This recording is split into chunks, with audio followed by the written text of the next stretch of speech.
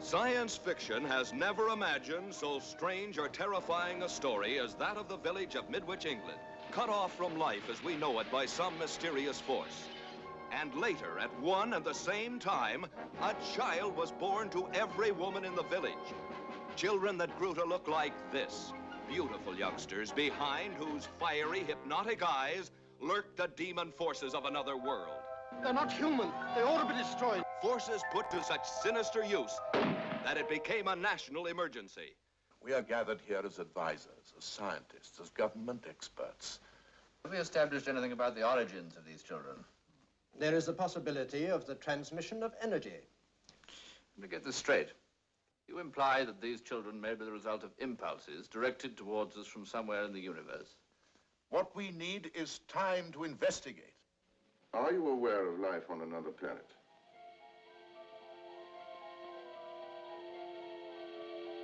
Why are you so nervous when an aircraft flies above you?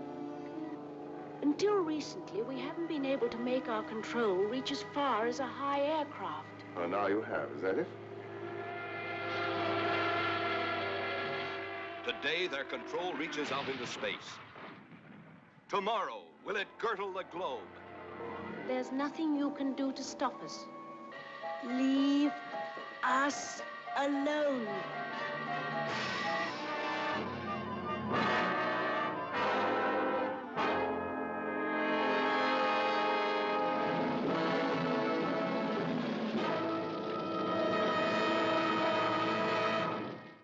Horror Hounds, welcome to episode 9 of the Black Sunday Tapes Classic Horror.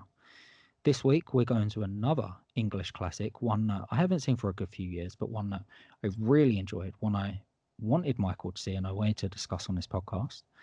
So this week we're once again in 1960 with Village of the Damned. Yeah, we can't get away from this specific year. 1960, man, it was a good year for horror.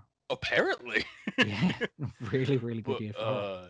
I think it's where we're going next week too, I know I pick a lot of these films, but this isn't by design. I'm not picking these films because they're all from 1960. Like we're normally like 50 right now, and we're both hitting that same year, like that it's same weird, range. isn't it? Like yeah, it's crazy.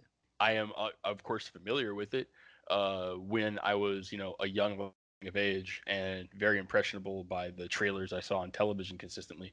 The John Carpenter version was a trailer I saw a lot, but I never saw the movie. So this is the first version of this that I had seen. And at some other point in my life, I may not have been ready to receive its genuine creeps, but given that everything that we've been watching and discussing and I've been just kind of in love with has been right around here, I was just glad that I was watching it now. And I watched it twice from front to back, and I don't know, man. Like, how about you? How was it for you rewatching it? Yeah, interesting, man. It was, like I said, like a lot of these, like I keep bringing up, they're films that had an impression on me at one time or another. I haven't seen them in a few years, so I want to go back and watch them. I know that a few of these classic horror films you haven't seen, so this is definitely one that was on the agenda. And then we've done a few English classic horror films lately, so I thought this was another one that would be, or an English setting that would be good to explore.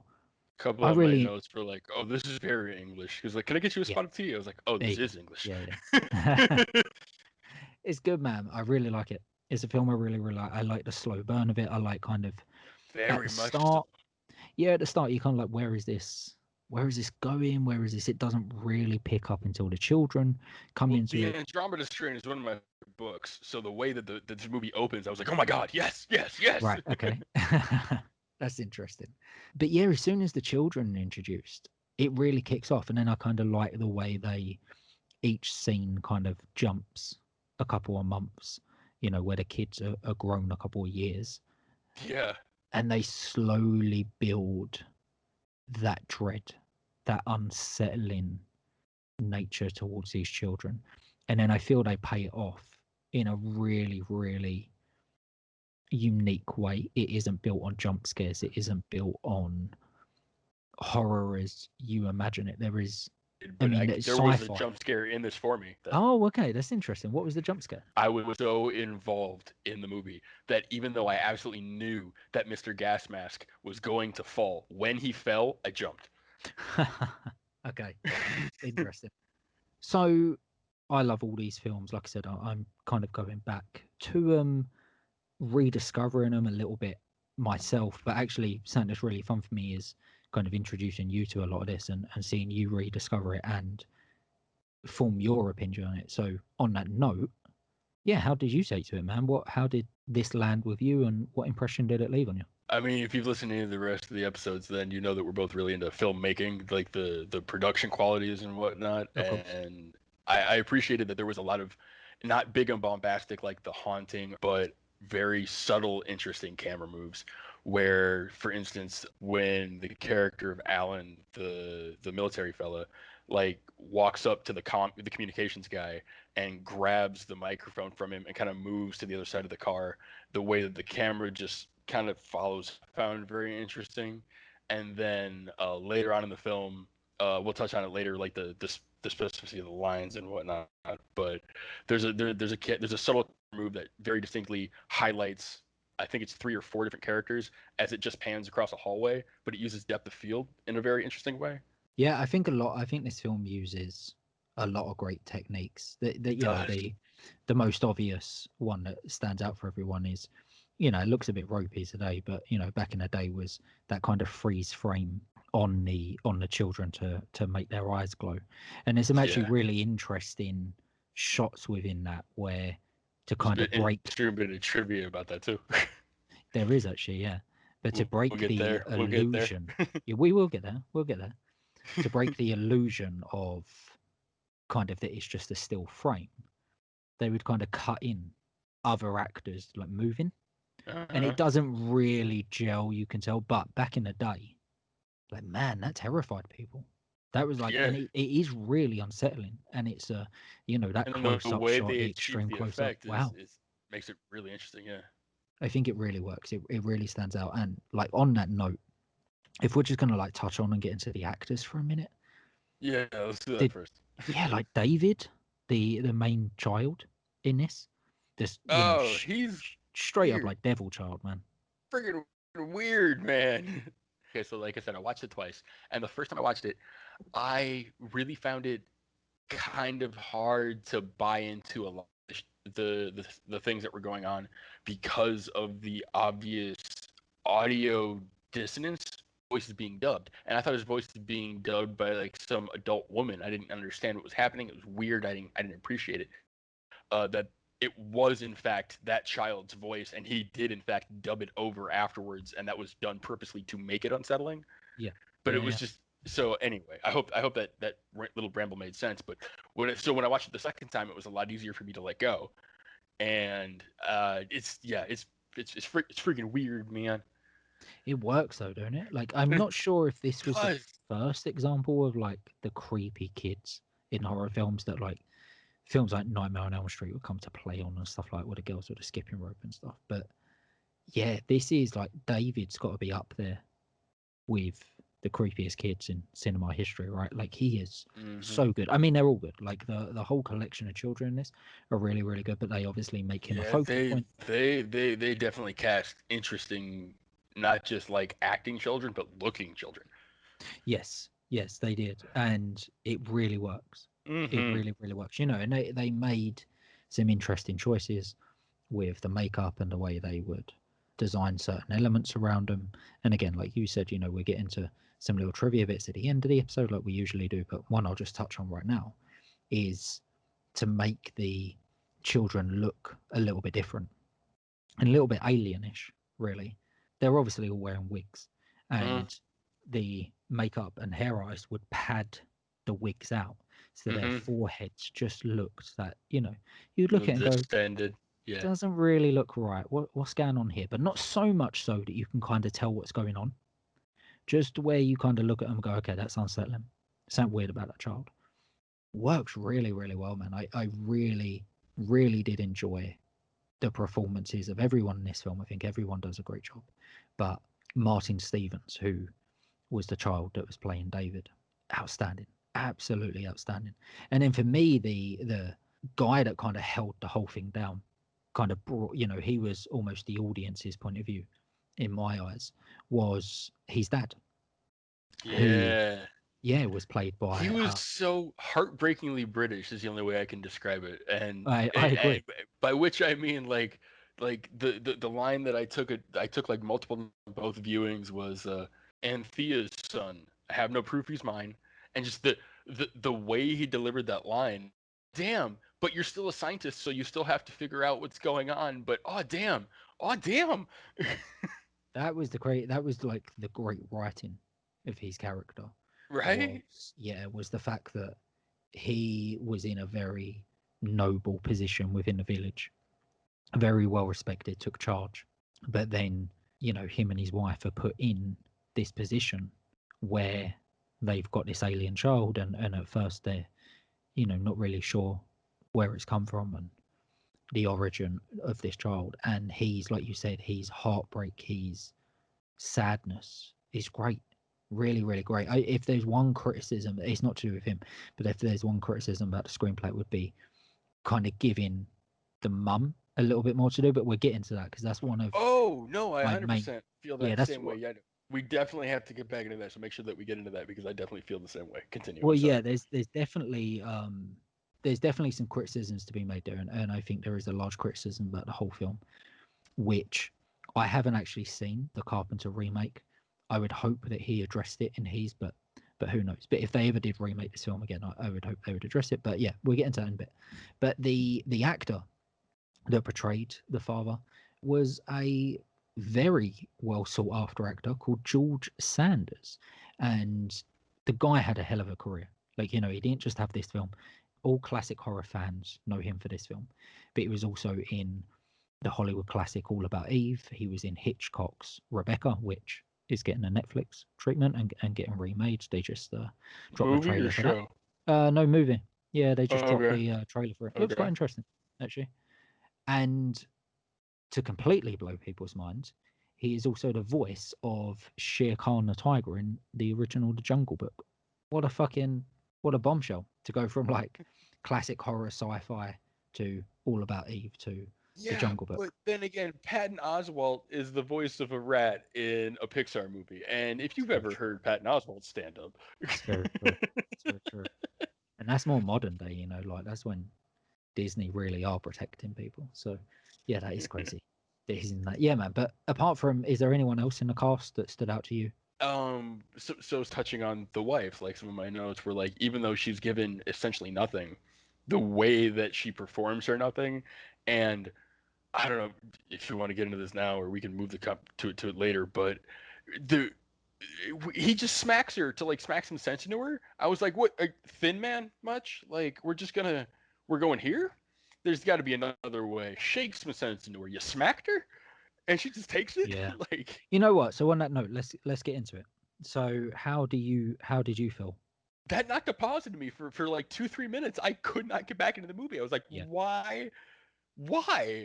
I mean, even if that was, well, just accept it. It's fine. It's fine. I mean, again, I don't know if anyone out there seen The Thin Man. I've seen the first one. I have 4 of them, but and where a dude just knocks his wife out to like buy some time, and everybody laughs about it to include the wife when she comes to, and I was just undone and didn't watch the franchise.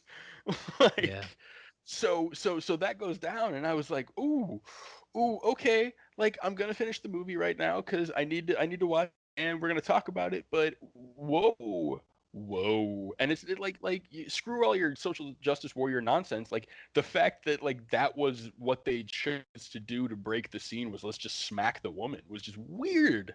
It was weird, and it was yeah, it was certainly uncalled for. I feel like even in 1960, that was uncalled for. But kind of going off from that, I actually feel the portrayal of women within this film is quite bad. In all honesty, Yeah, and don't get me wrong, like I do they're like this all film. hard victims. Hard victims.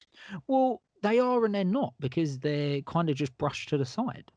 Like they're not even given the time to be No, victims there within the story. could They're just not be a more clear example of props. Like that's they're the perfect just word. props. That's the perfect word. Yeah. Like they're props. And actually, I feel that, and again, this may have been addressed in the sequels and the Carpenter remake. I haven't seen any of them.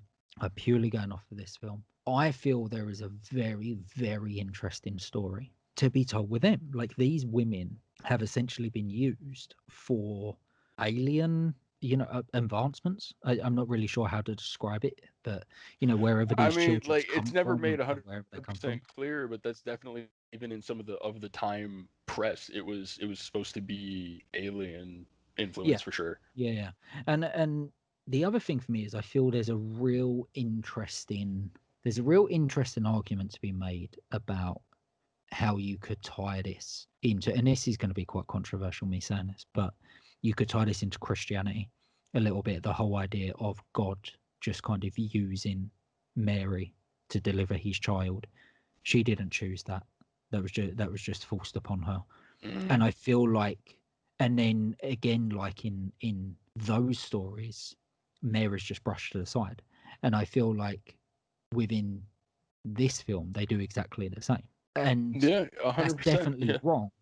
And it's not only wrong, it's actually a real travesty to the story, because I feel like there's a much more interesting argument to be made about how this has affected the mothers Exactly. Thank you. than how it would affect the fathers. But even to the point where like they focus so hard on the fathers that like the guy I affectionately referred to as British Ernest Borgnine, the actor's name is Thomas Heathcote. I don't know how to pronounce your name, sir. The guy whose wife was pregnant after he'd been gone for a year and just Yes, flew into a rage. they just Like the first view, like there was a disconnect in my brain. I didn't know why he was angry at his like his wife Oh, okay, essentially, okay. but like because the doctor about like how could I possibly be pregnant? I haven't had sex. And so the second time through, Ed Theodore Logan, like that conversation made a lot more sense this time in my brain. Like, Right, okay, yeah. but like that the woman freaked out that she couldn't possibly be pregnant because she hadn't had sex. It was all about him. Like it was ridiculous. Well, this whole film is pushed to how it affects the men Hmm. in the village and how it affects their standing. And I don't just want to talk about films on this podcast that I enjoy and then I can rant and rave about, and I can get you to watch, and then we both can rant and rave about, and without bringing up the controversial sides of it. And I think it's nearly impossible when you're talking classic horror, because nearly every film is going to have something controversial in it. I feel like the way women are portrayed in this film is not good, and I feel like Agree. you can still. I feel like there is a way you can still enjoy this film from the kid's point of view. I feel that's the way I definitely watch it, is from the child's point of view. But yeah, it is a real shame that the women were pushed to the side as much as they were, especially because I feel what they were given to do, the very little they were given to do, was actually some of the best work in the film. I feel like some of those Definitely the actors most really interesting in terms stood of out. where it's coming from, for sure. Well, Barbara Shelley, who plays David's mum, I thought she was amazing. She was really good. Like, she weren't Oh given too much yeah. to do, but like, she's great. Like, towards the end of the film, when David randomly turns up in their house and then when she walks out and sees him, like, just the terror on her face, Hmm. outstanding, man, absolutely outstanding. Yeah, no, and I mean, not to jump way ahead, but the tiniest little bit of trivia about her. Apparently, the scene where the child forces her to stick her hand in boiling water, her scream could be heard for 2 blocks when she Wow, filmed that. wow, Right? that's pretty That's amazing. there you go. That's an impressive set of pipes. That is. So I think, like, kind of rounding out the cast, I do feel like the cast work really well with what they've got. I feel like there's obviously some bad choices made within the screenplay Well, and the direction this film is taken by cutting the mother's reactions out. I couldn't really find why that was the case, other than it was 1960, which yeah, kind of man, crazy to me, but men run everything. Yeah. Anyway. exactly. There you go. Oh, so one of the things I really appreciated, like again, like little things really kind of like speak to me, is just the performance and the filmmaking of the entire sequence where I guess like one of the villagers has just discovered that has just found out all the information about all these women being pregnant, and it follows him out of a house over to a pub, and it like there's on the production side of it. There's like a small camera move that ends on a Dutch angle of the pub, and then he walks into the pub, gets himself a pint, sits down, says, "I hope none of them survive," and his delivery of it was just such contained rage. Yeah. I love that. And when I think of the movie, I'm probably going to think of that scene and a handful of others because it spoke to me. Anyway. No, I completely agree. And like I said, if you're just going on what is in this film, I feel like they all do really, really well with it, despite my clear reservations about the treatment of the female characters and what I feel would be a far more interesting story and what you feel would be a far more interesting story. I actually really appreciate a Village of the Damnediverse. Like, can we just get a movie about all of the It'd be timeouts, fucking cool. please? Do you know what? It would make for a really, really good TV show. It would, like an anthology style, yeah. Like It would you be could great. totally like American Horror Story it, or each individual 45-minute episode is about a different timeout. That would be great.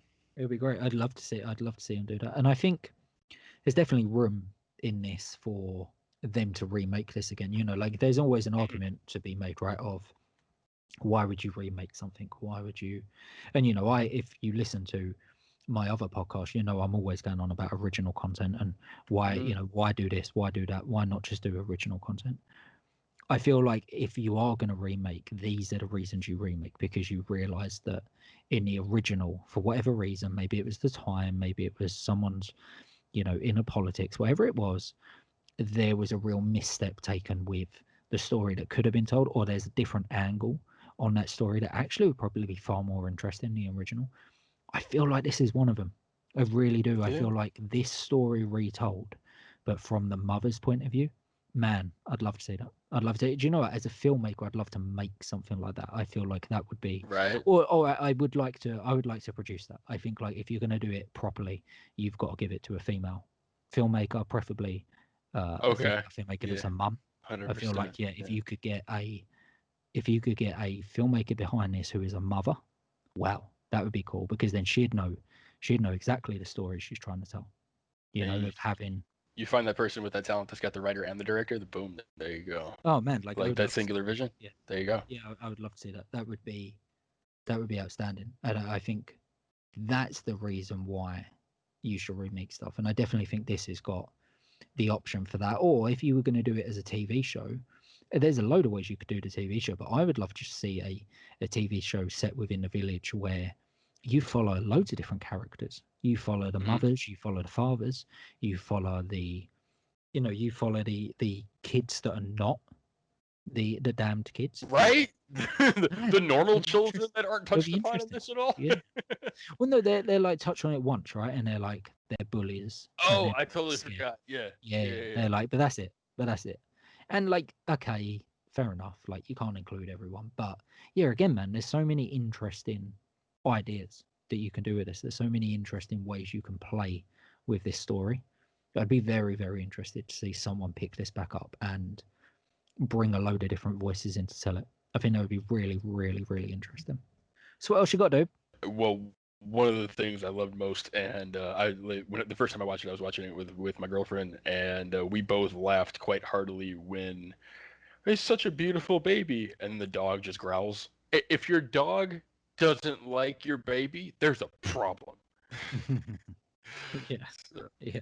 Okay, so interesting camera work when the kids swarm around Gordon, and it's like an overhead shot, and you see the kids just like circle staring up at him from behind. Yeah. Maybe he does or doesn't realize that they're there, but they don't care. They're just staring at him with creepy kidness. I don't know what else you want to call it. Like, it was. I just loved that whole 15-second sequence, man. It was amazing. Yeah, there were some great choices. There really was some great choices. That's what I was saying. Like, despite our reservations about the way this story was told overall and certain voices that were cut out, again, what they had to work with, what they did make, really good, man. Most really, definitely. really like it. And you know, like from a business, it got itself a real nice return. Made for less than $300,000, The picture grossed more than 1.5 million during its Yeah. initial release in England and the U.S., an astonishing sum in 1960, according to this Turner Classic Movie article. Well, so on that note, what it sounds like from everything we've been talking about, we've watched exactly the same version, and I imagine right now, There's another version? when it was originally released, in the UK first, I believe, and then a couple of months later, it was released in the US, and yeah, there was two different prints, two completely. They changed certain things for the American audience, but I Okay. can't, for some reason, I can't seem to find if those two exist anymore. It just seems like now there is one concrete version, which I can imagine was the English version because that was the Yeah, unaltered version, if you will. I purchased mine for the Microsoft Marketplace, so I honestly don't know what cut it is. I think it's probably. I think right now, I think there's probably just one cut. But I'd be interested to see what the. So you I'd be got it on interested to see. Blu-ray, right? So Yeah, I got it on like Blu-ray. Yeah. how did that look? Because my copy was standard def, not high def. Oh, it's good, man. On Blu-ray, it looked really, really good. It transferred Right really, on. really well. Yeah, man, really well. They've done. Yeah. Yeah, like whoever, it's MGM, isn't it? So MGM knows to look after their prints, man. We've done a few MGM films on this podcast, and they know how Yeah. to look after their stuff. They really do.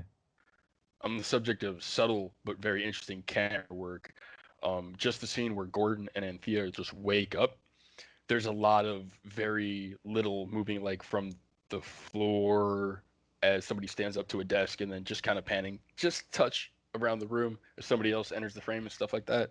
Of Like course, I yeah. thought was very, very interesting. I've touched on all the ones that I think really stood out to me. Was there anything I haven't touched on in terms of camera work and or visuals that spoke to you?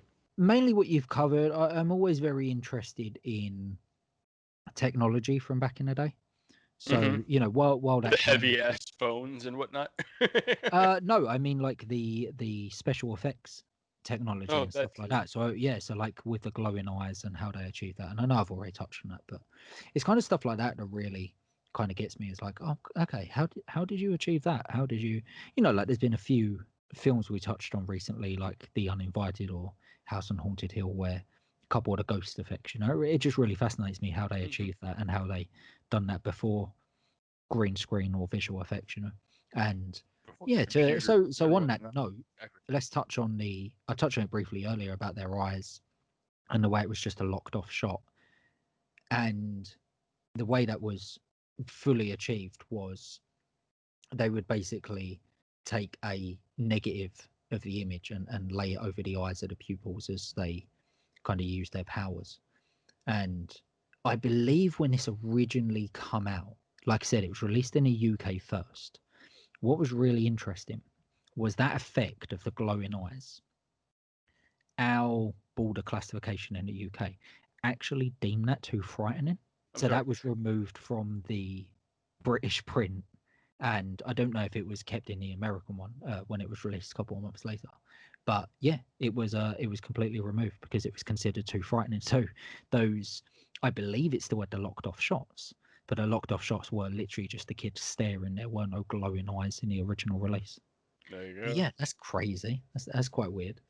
I don't know how it would really work without the glowing eyes. And a creepy stare is still a creepy stare. It's very To the true. point It's where very true. in some of the so I discovered a press kit from the original release era from MGM, and some of the information that it contained in there was hilarious to me in as much as it was a completely written radio ad minus your local theater's name. It was a fully written like quadrant of a newspaper article minus a byline. All right. And it was just like, I mean, I've always known that like there's manipulation in all, like media trying to get you to watch other media. That's the Of point of course. it. But Yep. at the same time, I was like, oh, they're just like people will come see our movie in your area. Do it. Like it was, I don't know. It was one of the things that they did was they suggested that a radio station have a hypnotic eyes contest. Like Wow. That's just interesting, isn't it? send in Polaroids of your eyes, and the most hypnotic eyes win. And they even had in the event of a tie, have a I really want to see Village of the Damned because letter writing campaign. And I was like, oh wow, like you just think so much of yourselves. But also in that same press, they had some interesting behind the scenes stuff where apparently they interviewed 178 kids to get to whittle it down to those 12. Yeah, And yeah, I did see some of something the about this. things Yeah. that they. Oh, you read something? Go ahead. What did you read about it? Well, no, just about the extensive process of trying to cast the children. It was quite from what I read of the casting, everything was quite straightforward apart from the children. They really, really went out of their way to find the right kids for this. And then obviously this is Village of Damned is actually based on a book. And within the book, I believe there's about 60 alien children. Part of the audition process wasn't just, does the kid have an interesting look? It was, they said, look at us like we've made you as angry as you possibly could be, and you want us to die. And so a lot of the way that those specific children could look in response to small direction was part of that entire casting process. That's interesting. Yeah, I thought so. Yeah, it's very interesting, man. And just to kind of touch back on the book a little bit briefly of what we're saying, this book was quite sought after, so much so that the director of this film actually purchased the rights to the film before the book was even published. It was like one of those situations It where was a there was Jurassic Park situation. yeah, basically, yeah, it was where it was so hotly anticipated that So yeah, the do you director recall just the went out and title of the book? purchased it. What this book? Yeah, so the film Village of the Damned is based on a book called The Midwich Cuckoos, and if The Midwich Cuckoos at first strikes you as an odd title, it did me as well, until I recalled. Do you know anything about the cuckoo bird? No. So the way the cuckoo bird operates is it lays its egg in someone else's nest, and the bird nest it is so confused by the fact that there's an egg that is kind of Okay. clearly not theirs, but is I also an see where egg you're going. that Yeah. it takes care of the child regardless. Usually, the embryo that comes out of it usually kills the other children. So yeah, it seems a little odd at first, but oh, Midwich Cuckoos, I get it. Makes sense. Yeah. Makes sense. Still a weird name though. Still a strange name. I'm It's glad they just changed it for the off film. the tongue, but No, I'm yeah, glad no, they so changed am it for the I. film. Yeah. Absolutely. What review you got? Like normal, man. I've kind of thrown out a lot of the stuff I found interesting already, but yeah, what have you got, dude? So a little bit of trivia I found interesting was that, given that we just did The Uninvited, was that Russ Tamblyn was originally tapped to star in Oh Village yeah, of the of Damned. course, yeah. Yeah. Yeah, I remember reading that, yeah. That's quite interesting, isn't it? That would be funny Uh, if he did. That'd be funny if he did. That would be a great it would be connection a very between the two. different performance, but it would have been interesting. I agree. Oh, it would have been a hell of a different performance. It really would have. But yeah, that kind of brings it back around to what we were saying about like people being tied to studios and studios just trying to get the same people into films all the time, which is quite interesting because probably the last bit of trivia from me, which you already touched on about how this was quite a big hit, and MGM did not see it that way at all. They literally had no faith in it, so much so that they didn't screen it for critics. They did run some press, but not as much press as they normally do. They really didn't bother with this film because they just thought it was going to sink, to be honest. And yeah, it went on to be a sleeper hit, man. Like you said, it was made for a fairly modest budget for the day, especially for kind of a sci-fi horror picture. Mm-hmm. Went on to make a nice chunk of change. So yeah, it become a nice sleeper hit for MGM, and just goes to show you that sometimes if you don't have the studio backing, you can still become a real classic. The only other bit of trivia that I found really kind of interesting was there's a priest who's asked about all the pregnant women in the village, and he mentions that one of them is named Evelyn Harrington. And George Sanders, as we touched upon, was in All Oh, yeah. About Eve, and the full name of the movie's character was Eve Harrington. Yeah. So I found that pretty funny. All right, man. Yeah, I think that's it for me. There isn't too much around this film, but I think like the biggest talking point, and I'm really glad we covered it, is though we both like this film, though we both really enjoy it, and like I said, it's one I watched years ago, it's one I went back to, it's one I wanted to bring up on this podcast. I'm really glad that we touched on the idea of the way the women are portrayed in this film, the way the mothers are kind of discarded after they've given birth. And I mean, I'll absolutely go back to it, but yeah, it's. oh hell yeah, definitely. Like I I said, mean, what they've done, again, they've done toss really away well. all the social nonsense. Like it's just, if even if it hadn't been de rigueur to to feel that it would be weird to treat women like that. It would have felt weird to treat the women like that to me. Yeah, I completely agree. I completely agree. You know, especially when the kind of virgin birth and then the children are your whole fucking film. So to then disregard the people that are clearly most affected by that are is responsible for said birth. Yeah, exactly. Like, it's crazy. But like I said, if you are going to pick stuff up, if you are going to remake stuff, I think there's room to do this one and do this one correctly. So yeah, on that note, I think we'll leave it there for this week. Please let us know what you think. I know that there's a few listeners out there that are mothers, so I would actually be very, very interested to know your thoughts on this. You know, can you enjoy this film? How, you know, what's your outlook on it, and what would be your opinion of a remake, really? And yeah, I think that's it from me, buddy. Anything else from you? I truly appreciate everybody tuning in and interacting and letting us know what they think. And you know, at some point in the next couple episodes, we'll open it up to you guys to suggest a film, see what happens. It's definitely going to happen. There's plans in the works for it. It's coming. You'll be able to pick. Don't worry, it's happening. All right, guys. Thank you so much for tuning in again. Thank you so much for tuning in every week. Like Michael said, it really does mean the world to us. I know, you know, we're saying that every week, but we do, because, you know, this podcast is growing way beyond kind of what I expected within the first few weeks when I pitched this to Michael, and on the other podcast when I pitched it to Chris. You know, I hoped that we would have a few listeners, and this is blowing up beyond what I had hoped, and I hope we're going to keep growing, and we're going to keep doing something. So yeah, that's 100%. all on you guys. Yeah. So thank you so much. And yeah, let's leave it there. So until next week, Horror Hounds, stay safe. Take care, everybody. Bye.